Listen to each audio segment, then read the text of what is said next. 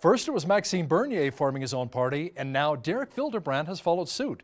The only difference is one is federal and the other is provincial. Fildebrandt officially launched his new Freedom Conservative Party of Alberta recently. The Brooks MLA says, like the UCP, he will focus on abolishing the carbon tax and cutting government spending. Derek Fildebrandt joins me now via Skype. Mr. Fildebrandt, what really sets you apart from the other mainstream parties? Well, we're conservatives, but we're freedom conservatives. We're not the establishment Tory party. We believe Albertans need an option that is not the big government socialism of the NDP or the big business establishment of the Tories. We want to be a party for the little guy. We are grassroots, driven by the bottom up, not from the leader top down.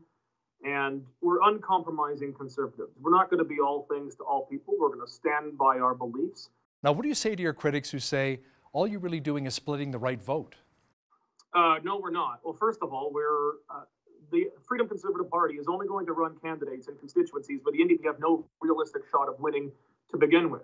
For example, in my constituency, Strathmore-Brooks, you could run 8 Conservatives based on the results of the last election, and the NDP would still not win. It's a mathematical impossibility. But in the last election, vote splitting, so-called, isn't what got the NDP elected. It was Tory arrogance and corruption. What about all of the other previous controversies, including charging meals to your MLA expense account? Will they hurt your campaign? Well, I'm finally speaking out about what the truth is. Most of it is complete BS, lies made up.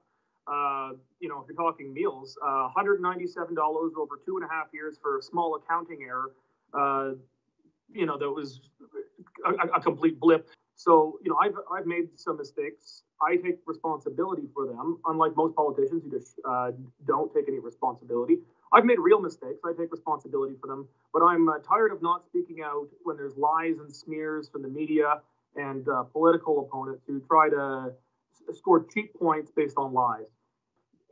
One thing that really sets us apart is that we're not afraid of what the NDP or the media will say about us.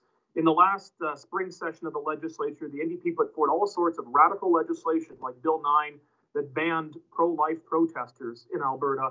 And the Tories cowardly ran out of the legislature almost 14 different times to avoid voting on it because they were afraid of the names that the media and the NDP would call them.